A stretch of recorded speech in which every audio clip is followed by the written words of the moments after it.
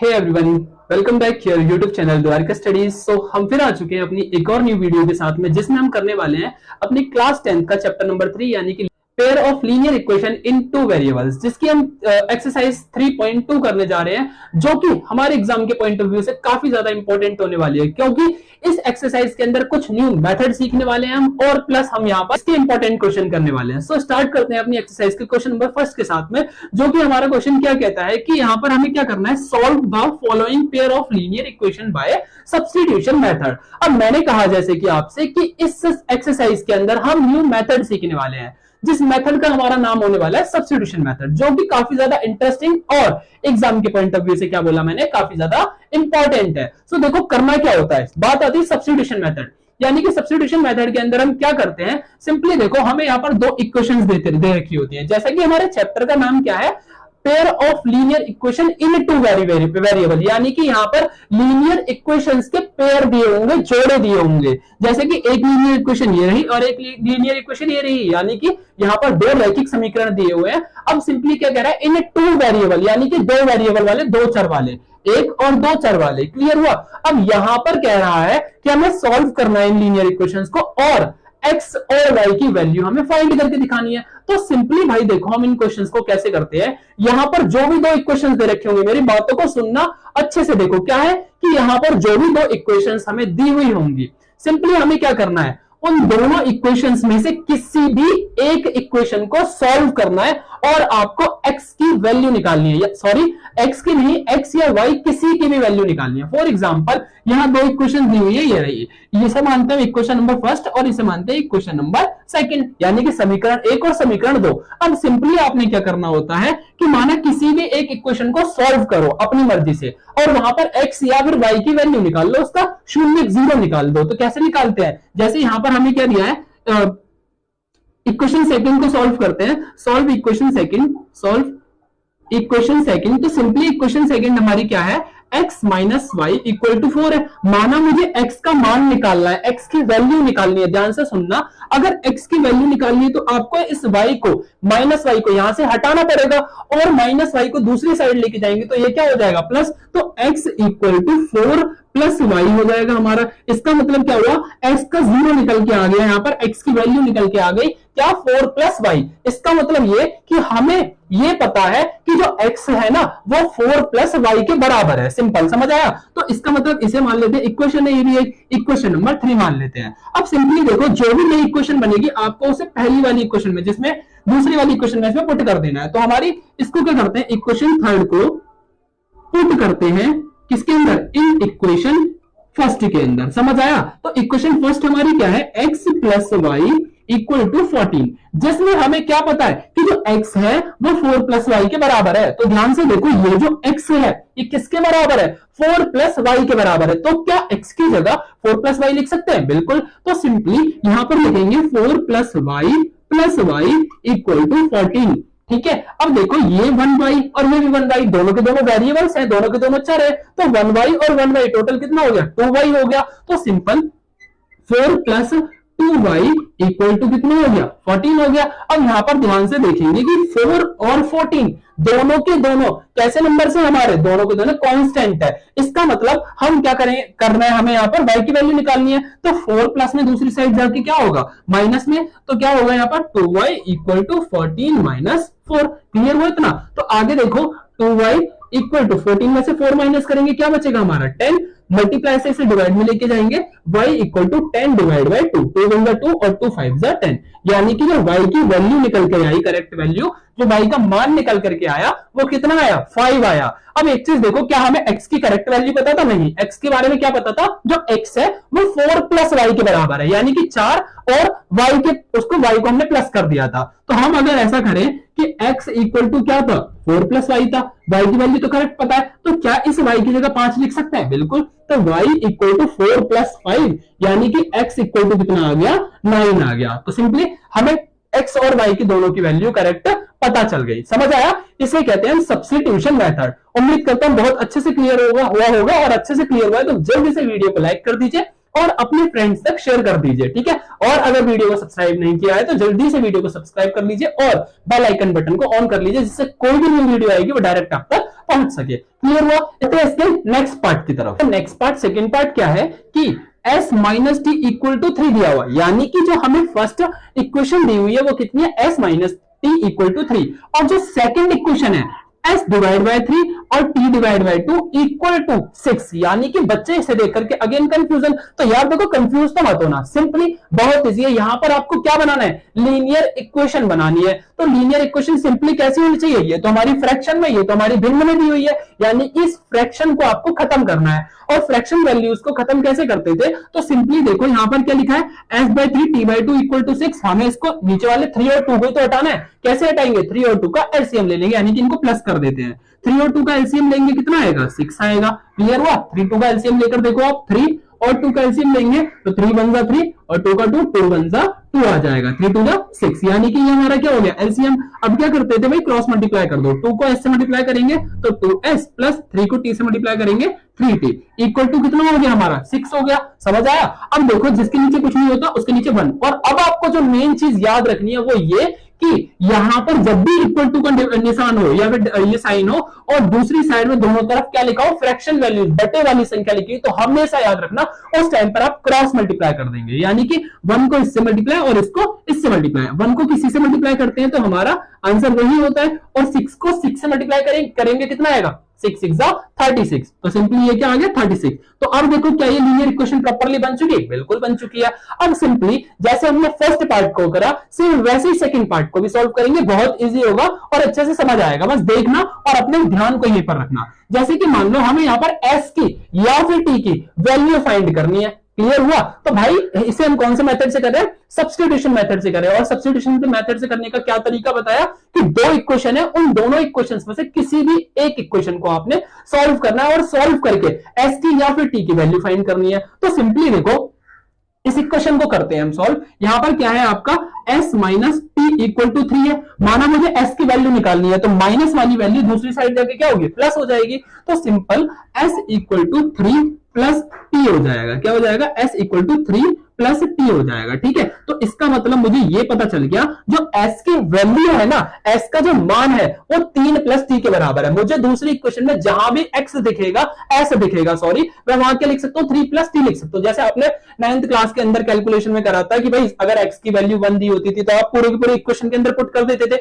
Same वही चीज है कि x s की वैल्यू निकल के आ गई तो अब दूसरी इक्वेशन के अंदर पुट कर दो ना। तो अब आपने क्या करना है, दूसरी इक्वेशन क्या है हमारी, 2s plus 3t equal to 36, जिसमें मुझे ये पता है जो s है ना वो 3 प्लस टी के बराबर है, यानी कि ये जो s है ना वो 3 प्लस टी है। तो मैं यहाँ s की जगह 3 प्लस टी लिख सकता हूँ, बिल्कुल। इन दोनों के बीच में कोई साइन नहीं, तो मल्टीप्लाई 2 मल्टीप्लाई ब्रैकेट लगा दो 3 प्लस टी, ठीक है, और प्लस 3t और इक्वल टू 36। अब बहुत सारे बच्चे कंफ्यूज हो जाते हैं कि यहाँ पहले से भी 3t लिखा है, यहाँ भी आ गया, तो कंफ्यूज नहीं होना, ये अलग है और ये अलग है। ठीक है, सिंपली ये 2 जो है इससे भी मल्टीप्लाई हो रहा है और इससे भी मल्टीप्लाई हो रहा है। 2 को 3 से मल्टीप्लाई करेंगे 6 और 2 को t से मल्टीप्लाई करेंगे तो 2t हो जाएगा प्लस 3t इक्वल टू 36। अब ये देखो ये भी t वाला वेरिएबल, ये भी t वाला वेरिएबल, यानी कि ये भी चर और ये भी चर, दोनों की दोनों क्या होंगे, प्लस हो जाएंगे। तो 3 और 2 कितना होता है, 5। तो ये क्या हो गया, 6 प्लस 5t इक्वल टू 36। अच्छा देखो हमें तो t निकालना है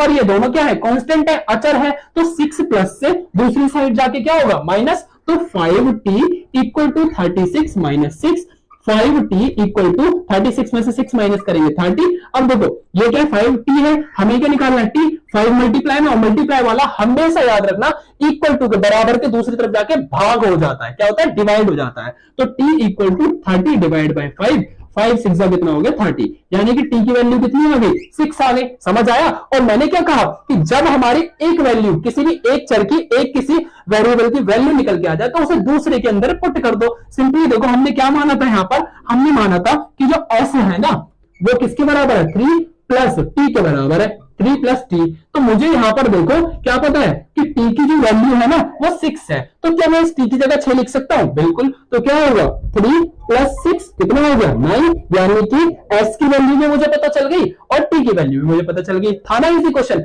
बस आपका नजरिया अच्छा हो, आप, ये हमारी कैलकुलेशन पे डिपेंड करता है। सब क्वेश्चन हमारे बिल्कुल सेम होंगे, बिल्कुल सेम होंगे, सबका तरीका सेम है, बस आपको रखना है यार कि यह लीनियर इक्वेशन होनी चाहिए, लीनियर यानी कि ऐसी होनी चाहिए, अगर बटे में दी हुई है तो उनका एलसीएम लो और एलसीएम लेकर के सॉल्व करो। उम्मीद करता हूं अच्छे से क्लियर हुआ होगा। बढ़ते हैं अपने इसके नेक्स्ट पार्ट की तरफ, बढ़ते हैं इसके पार्ट नंबर 4 की तरफ। और पार्ट नंबर 4 हमारा क्या है, पॉइंट वाला क्वेश्चन है, जिसे देख करके ये बच्चे क्या हो जाते हैं पूरी तरीके से कंफ्यूज। तो मैं बताऊंगा इसे बिल्कुल आसान तरीके से। तो देखो सिंपली करना क्या है, जैसे कि मैंने आपको पहले इसके पार्ट बताया, सेम वही कि दोनों इक्वेशंस में से किसी भी एक इक्वेशन की वैल्यू निकाल दो, या फिर एक्स की या फिर वाई की, किसी भी एक की निकाल दो। अभी तक मैंने एक्स की निकाली है, वाई की, किसी भी इक्वेशन को लो, माना इसको ले लिया हमने, तो आपको इसका y की वैल्यू को फाइंड करना है। तो x वाली वैल्यू को यहां से हटाओ, तो सिंपली यहां क्या 0.2x plus 0.3y equal to 1.3। माना मुझे y की वैल्यू निकालनी है, तो सब यहां से हटाने पड़ेंगे, ये प्लस में दूसरी साइड जाके माइनस में हो जाएगा। तो 0.3y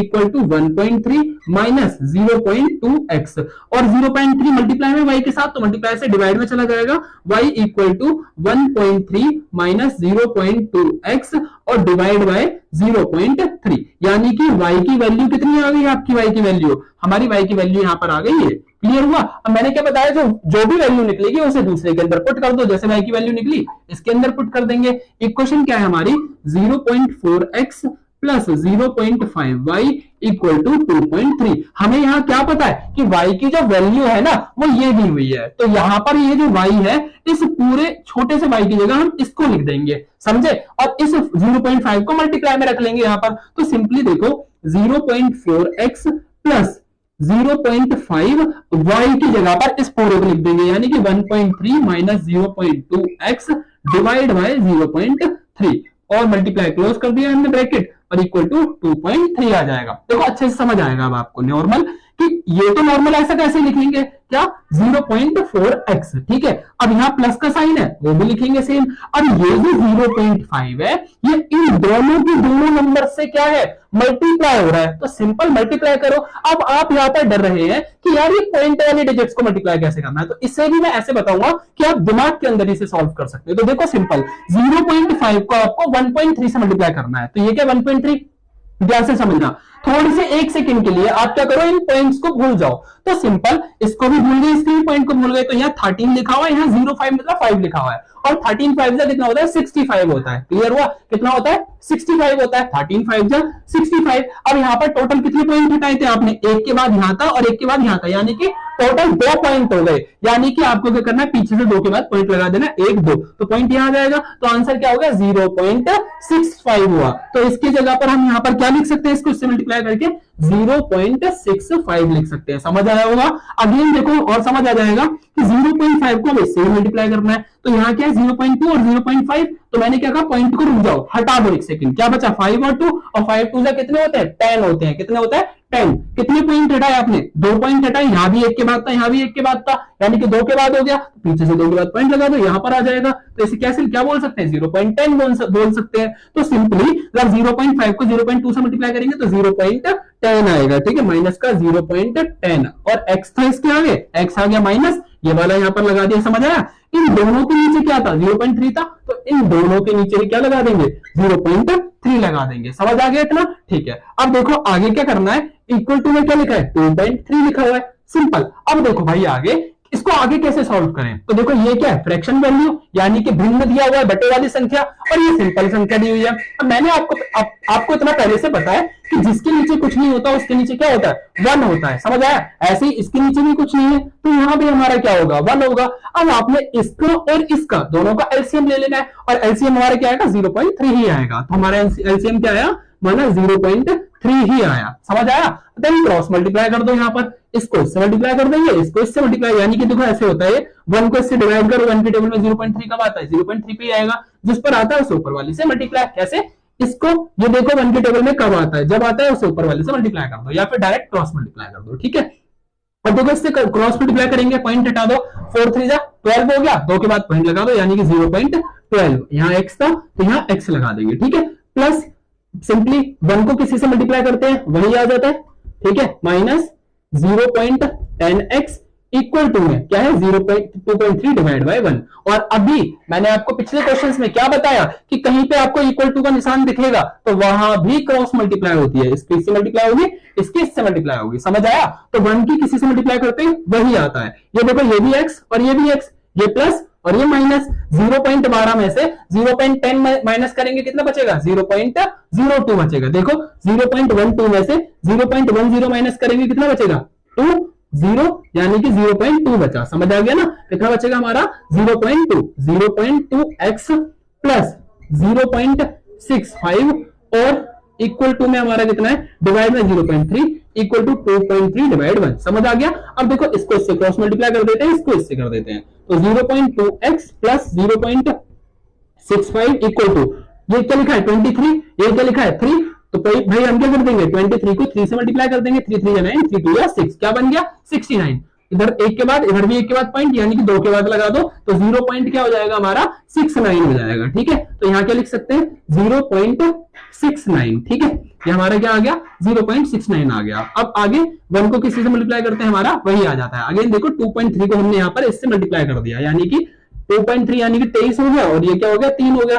23 को इससे मल्टीप्लाई करेंगे 3 2 9 3 2 6 यानी कि 69 हो गया। समझ आ रहा है 69 हमने यहाँ पर 2 के बाद पॉइंट हटाया था फिर से लगा दिया इधर से तो 0.69 हो गया। जिसको समझ में आया वो दोबारा समझा दिया। ठीक है, अब सिंपल देखो ये भी अचर है ये भी अचर है, ये भी कांस्टेंट ये भी कांस्टेंट, निकालना है क्या x निकालना है ना, तो ये प्लस वाला दूसरी साइड जाके क्या होगा माइनस हो जाएगा ना, तो 0.2x इक्वल टू 0.69 माइनस में 0.65 0.69 0.65 करो माइनस कितना बचेगा 4 0.04 9 में से 5 गए 4 6 में से 6 गए 0। समझ आ गया। इसका मतलब 0.2 equal to x sorry 0.2x equal to 0.04x। ठीक है भाई, यहां पर क्या आ गया हमारा 0.0, यहां पर भी हमारा सॉरी इसमें से इसे माइनस करेंगे तो 0.02 आना था। ठीक है, यहां पर भी क्या आना था 0.02 आना था, मैंने आपको बताया भी था। ठीक है, तो यहां पे क्या आना है आपका 0.02। अब ये मल्टीप्लाई से डिवाइड में जाएगा तो x इक्वल टू 0.04 और डिवाइड में 0.02, 0 से 0 पॉइंट से पॉइंट 0 से 0 कटा 2 1 2 2 2 4 यानी कि x की जो वैल्यू आ गई वो कितनी आ गई 2 आ गई। इतनी मेहनत करने के बाद हमारी x की वैल्यू कितनी निकल के आई 2। और मैंने आपको क्या बताया कि जो भी ये वैल्यू आएगी उस वैल्यू को दूसरे में पुट कर देना, यानी कि हमने क्या माना था y निकालना है करेक्ट, तो यहां इस x की जगह क्या रख देंगे 2 रख देंगे तो हमारा आंसर निकल के आ जाएगा। क्लियर हुआ। तो देखो मैं आपको यहां पर करके दिखा देता हूं इसे रफ करके यहां पे। तो सिंपली देखो हम क्या करते हैं y equal to 1.3 minus 0.2, x की वैल्यू हमारी कितनी आई 2 आई और डिवाइड में कितना है यहाँ पर 0.3 कर दो सोल्व। देखो ये क्या आएगा 1.3 माइनस इसको मल्टीप्लाई करेंगे तो कितना होगा 0.4 डिवाइड में कितना होगा 0.3। 1.3 में से 0.4 माइनस करेंगे तो इसने 1 कैरी दे दिया। 13 में से हमारे 4 माइनस करेंगे कितना बचेगा 9, तो 9 यहां लिखेंगे और कुछ नहीं बचा इसलिए सिर्फ तक 0.9 बचा। ठीक है, तो यहाँ क्या आएगा 0.9 डिवाइड बाय 0.3, 0 से 0 पॉइंट से पॉइंट कटा 3 1 3 और 3 3 9 यानी कि y की वैल्यू हमारी कितनी आ गई 3 आ गई और x की वैल्यू कितनी आ गई हमारी 2 आ गई। क्लियर हो गया, अच्छे से समझ आया होगा उम्मीद करता हूं। बढ़ते हैं इसके नेक्स्ट पार्ट की तरफ। सो स्टार्ट करते हैं इसका पार्ट नंबर 5 क्वेश्चन को। इसको फिर से इजी तरीके से करेंगे, नॉर्मल मतलब समझना आप।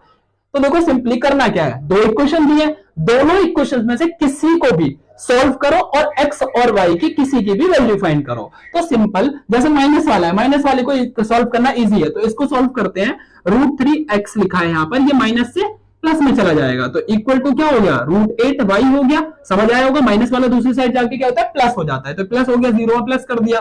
और √3 जो था वो मल्टीप्लाई से डिवाइड में जाएगा तो x इक्वल टू √8 डिवाइड में √3 और यहां पर क्या है y है, यानी कि जो x की वैल्यू है वो ये निकल करके आ गई। समझ आया। काफी बच्चों को लगेगा 0 कहा गया, तो 0 में अगर किसी को प्लस करते हैं तो वही आंसर आ जाता है। ठीक है, अब देखो जो x की वैल्यू है वो इतनी आ गई जो भी है √8 डिवाइड बाय √3 y आ गए। ठीक है, अब क्या करते हैं इसे दूसरी इक्वेशन के अंदर पुट कर देंगे, यानी कि इक्वेशन नंबर 1 के अंदर तो √2x plus √3y equal to में क्या होगा 0। अब देखो मुझे यहां पर क्या पता है, जो x की वैल्यू पता है कितनी है √8 डिवाइड बाय √3 है, तो यहां पुट कर दूंगा तो √2 डिवाइड में sorry bracket √8 divide by √3 y हो गया यहाँ प्लस √3y इक्वल टू में 0। समझ आया। अब देखो सिंपली ये जो √2 है इससे क्या हो रहा है मल्टीप्लाई हो रहा है, तो √2 को √8 से, एक चीज यहां पर बताता हूं, कभी एक सिंपल संख्या को समझना, कभी सिंपल संख्या को अगर रूट वाली संख्या से गुणा किया जाता है तो ये दोनों नंबर साथ में लिख दिए जाते हैं, 3 √2 हो जाएगा। इतना क्लियर हुआ। अगर कभी भी रूट वाली संख्या को रूट वाली संख्या से ही गुणा कर दिया जाता है, करा जाता है, तो वो गुणा हो जाते हैं, यानी कि मल्टीप्लाई हो जाएंगे। तो ये कितना हो जाएगा, रूट 16 हो जाएगा। क्लियर हुआ ये वाला। तो आगे देखो सिंपली ये भी रूट, ये भी रूट, तो इसको इससे मल्टीप्लाई करेंगे तो कितना होगा, रूट 16 हो जाएगा, डिवाइड में रूट 3, यहां पर आ गया y plus root 3y equal to 0। अब मैंने क्या कहा कि जहां भी फ्रैक्शन आएगा, जहां भी बटे वाली संख्या आएगी, उसे खत्म करने के लिए हम उसका एलसीएम लेंगे, और जिसके नीचे कुछ नहीं होता उसके नीचे हमारा क्या पाया जाता है, 1 पाया जाता है। ठीक है, तो सिंपली भाई देखो आगे कैसे करेंगे, इन रूट 3 और 1 का एलसीएम लेंगे तो क्या आएगा, रूट 3 ही आएगा हमारा। ठीक है, तो देखो सिंपली अब क्रॉस मल्टीप्लाई कर देते हैं, 1 को किसी से मल्टीप्लाई करते हैं वही आता है, और प्लस में इसको रूट 3 से मल्टीप्लाई करेंगे, 3 3 से कितना हो गया, 9 हो गया, यानी कि रूट 9 y इक्वल टू 0। ठीक है, अब ये जो इधर से मैंने क्या कहा, बराबर के निशान होते हैं जब भी क्रॉस मल्टीप्लाई हो जाती है, तो ये इधर जाती क्या हो जाएगा, 0 हो जाएगा। तो यहाँ क्या बचेगा, इसको ये किसका रूट होता है, 4 का, तो इसे क्या लिख सकते हैं, 4y प्लस ये किसका रूट होता है, 3y इक्वल टू कितना हो गया, रूट 3 को 0 से मल्टीप्लाई करेंगे 0, इन दोनों को मल्टीप्लाई करेंगे कितना आएगा हमारा, सॉरी प्लस करेंगे 4y और 3y कितना हो गया, 7y इक्वल टू 0। 7 मल्टीप्लाई से डिवाइड में जाएगा तो y equal to 0 divide by 7 है ना, और 0 को किसी से डिवाइड करते हैं तो आंसर 0 ही आता है। आगे ही समझना है, यहाँ पर इन दोनों का एलसीएम लिया, यहाँ पर लिखा, क्रॉस मल्टीप्लाई करी यहाँ पर, तो इसको 1 से किसी से मल्टीप्लाई करते हैं, यही आता है, 3 3 जा 9 हो गया। ठीक है, अब मैंने क्या कहा था, बराबर का निशान होता है तो भी क्रॉस मल्टीप्लाई, 1 को किसी से मल्टीप्लाई करते हैं वही आता है, इसको इससे करा 0 हो गया। ठीक है, ये रूट, ये 16 किसका रूट होता है, 4 का, 9 किसका रूट होता है, 3 का, 4 और 3 कितने होते हैं, 7, ये मल्टीप्लाई से डिवाइड में गए, यानी कि 0 को किसी से डिवाइड करते हैं 0 आता है, यानी कि y की वैल्यू कितनी आ गई, 0। अब सिंपली जो भी y की वैल्यू आई है उसे यहाँ पर पुट कर दो, किसी भी इक्वेशन में कर दो, इसमें कर दो, इसमें कर दो, इसमें कर दो, आंसर वही आना है। तो x इक्वल टू कितना है हमारा, x इक्वल टू है रूट 8 डिवाइड रूट 3y, और y की वैल्यू कितनी पता है, 0। तो भाई देखो रूट 8 डिवाइड रूट 3 और y की वैल्यू कितनी है, 0, और 0 को किसी से मल्टीप्लाई करते हैं 0 ही आता है, डिवाइड में रूट 3, किसी को 0 से डिवाइड करते हैं तो भी 0 ही आता है, यानी कि x की और y की दोनों की वैल्यू हमारी क्या हो जाएगी, 0 ही हो जाएगी। क्लियर हुआ, उम्मीद करता हूं अच्छे से क्लियर हुआ होगा। अगर समझ आया है तो जल्दी से वीडियो को लाइक कर दीजिए। बढ़ते हैं इसके नेक्स्ट पार्ट की तरफ। सो स्टार्ट करते हैं इसका पार्ट नंबर 6, जो कि हमारा काफी ज्यादा एग्जाम के पॉइंट ऑफ व्यू से इंपॉर्टेंट है। सो देखो क्वेश्चन हमारा क्या है, दो इक्वेशंस दे रखे हैं और दोनों की दोनों इक्वेशंस हमारी कैसी है, फ्रैक्शन वाली, यानी कि बटे वाली संख्या है। और मैंने आपको क्या बताया कि जब भी बटे वाली संख्या दी होंगी तो सबसे पहले उनकी जो फ्रैक्शन वैल्यूज है, उनके डिनोमिनेटर हर को खत्म करने के लिए हम यहां पर क्या करते थे कि उनका एलसीएम लेते थे और एलसीएम लेकर के उन्हें खत्म करते थे। तो सिंपली देखो इन दोनों का एलसीएम लेंगे तो एलसीएम हमारा कितना आएगा, 6 ही आएगा। देन क्या बताया, क्रॉस मल्टीप्लाई कर दो, 3 3 जा 9, 9x, और इसको इससे मल्टीप्लाई करेंगे कितना होगा, 10y इक्वल टू में क्या है, -2। और मैंने क्या बताया, जहां भी बराबर का निशान होगा वहां क्रॉस मल्टीप्लाई हो जाती है। तो भाई इसको इससे मल्टीप्लाई करेंगे, 6 2 का कितना हो गया, 12, 1 को किसी से मल्टीप्लाई करते हैं वही आता है, 9x minus 10y equal to 6 2 जा 12, यानी कि माइनस का 12। देखो लीनियर इक्वेशन बन गई। ठीक है, सेम हमने यहां पर करना है, इन दोनों का एलसीएम लेंगे तो हमारा कितना आएगा, 6 ही आएगा। क्रॉस मल्टीप्लाई करेंगे तो 2x plus 3y equal to 13/6। अब देखो हमेशा एक चीज याद रखना, अगर दोनों तरफ बराबर का निशान है तो क्या होता है, क्रॉस मल्टीप्लाई तो होता ही होता है। एक और चीज बताता हूं, अगर दोनों चीज बटे में सेम है या फिर ऊपर अंश सेम है या फिर हर सेम है, न्यूमरेटर सेम है ऊपर ऊपर या फिर डिनोमिनेटर सेम है, तो हमेशा वो एक दूसरे से कट हो जाता है। अब रीजन बताता हूं कट क्यों होता है, ये क्योंकि क्रॉस मल्टीप्लाई हो रहा है, 6 इधर जाके मल्टीप्लाई होगा तो 6 ऊपर आ जाएगा और 6 ऊपर और नीचे क्या होगा, कट हो जाएगा। या फिर ये वाला 6 इधर जाएगा तो 6 से 6 फिर भी कट हो जाना है, इसलिए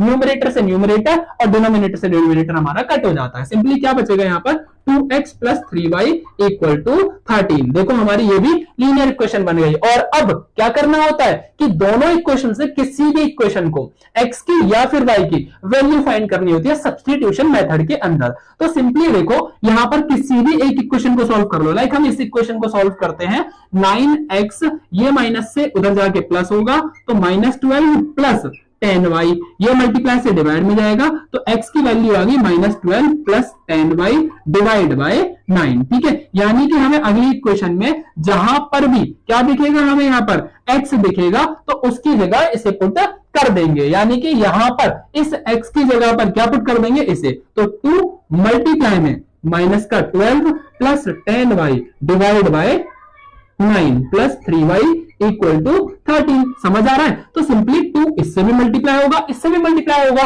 ठीक है, तो 2 को 12 से मल्टीप्लाई करेंगे कितना आएगा, 24, माइनस का साइन आएगा, 2 को 10 से मल्टीप्लाई करेंगे कितना आएगा 20, y है तो y लगाएंगे और इन दोनों के नीचे ही 9 दिया हुआ है, ठीक है। प्लस का 3y इक्वल टू 13, जिसके नीचे कुछ नहीं उसके नीचे 1। अगेन एलसीएम लो, इसे खत्म करो फ्रैक्शन वैल्यू को। 9 और 1 का एलसीएम हमारा कितना आएगा 9 ही आएगा। क्रॉस मल्टीप्लाई करेंगे 1 से किसी को भी तो वही आता है, तो माइनस का 24 प्लस में क्या आएगा 20y, ठीक है।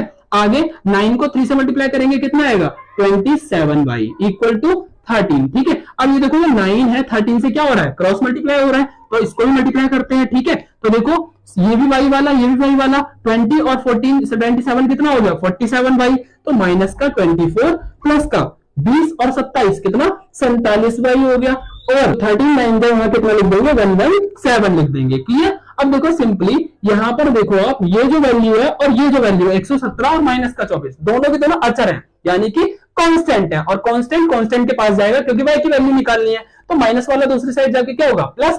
तो भाई हमारा क्या होगा आंसर 47y इक्वल टू 117 और प्लस में 24। अब काफी सारे बच्चों का डाउट होगा कि आप इसे क्यों लेके जा रहे हो, इसे क्यों नहीं लेके जा रहे हो। तो पहली चीज यहां पर हमें y की वैल्यू निकालनी है, दूसरी चीज कांस्टेंट को कांस्टेंट के पास लेके जाओगे ना, अचर को अचर के पास लेके जाओगे तो आपको निकालना है। अब देखो ये क्या मल्टीप्लाई में मल्टीप्लाई वाला दूसरी साइड जाके डिवाइड, तो y इक्वल टू 117 है उसको प्लस करो 7 4 11 हासिल लगा भाई 1, तो ये कितना हो जाएगा 3 और 1 4, तो यहां पर आ गया 141 डिवाइड में 47 आ गया, यानी कि y की वैल्यू कितनी आ गई हमारी 141 बटे में 47, ठीक है। इसे हम कट भी कर सकते हैं, तो देखो कट करके देखते हैं। 47 के टेबल में 3 पर क्या आता है 7 3 21 2 कैरी 4 3 12 13 14, यानी कि 47 के टेबल में 3 पर 141 आता है, यानी कि कट करेंगे तो आंसर आ जाएगा 3। तो हम यहाँ पर क्या लिख सकते हैं y इक्वल टू 3 इसका आंसर हो गया, यानी कि y की वैल्यू पता चल गई करेक्ट कि 3 होने वाली है। और जब y की करेक्ट वैल्यू पता चल जाती है तो मैंने बताया या फिर यहां पुट कर दो, किसी भी इक्वेशन में पुट कर दो, आंसर आ जाना है। तो x की वैल्यू क्या थी पहले जो मानी थी वो मानी थी -12 प्लस 10y डिवाइड बाय 9, ठीक है ठीक है। जहां पर इस y की वैल्यू कितनी पता है 3 पता है, तो simple x equal to -12 plus 10 और 3 डिवाइड में कितना हो गया 9, -12 plus 30 divide by 9। Minus plus क्या होता है माइनस प्लस क्या होता है माइनस प्लस माइनस होता है, लेकिन साइन हमेशा किसका लगता है बड़े वाले का लगता है। तो माइनस प्लस माइनस कर दो, 28 30 में से 12 को माइनस कर दो और बचेगा 18 बटे 9 हो जाएगा। समझ आया, साइन बढ़ेगा यानी कि 30 के आगे प्लस का साइन तो प्लस, और 9 वन 9 9 2 18, तो x की वैल्यू कितनी आ गई हमारी 2 आ गई और y की वैल्यू 3 आ गई। क्लियर हुआ। सो इस वीडियो को हम यहीं पर खत्म करते हैं। इस क्वेश्चन नंबर फर्स्ट को हमने यहां पर पूरा कंप्लीट कर लिया है। क्वेश्चन नंबर सेकंड से इसके आगे के क्वेश्चन नेक्स्ट वीडियो में रखेंगे, क्योंकि वरना वीडियो हमारी काफी ज्यादा लंबी हो जाएगी। अगर वीडियो अच्छी लगे तो जल्दी से लाइक शेयर एंड सब्सक्राइब कर दीजिए। मिलते हैं नेक्स्ट वीडियो में। Thank you.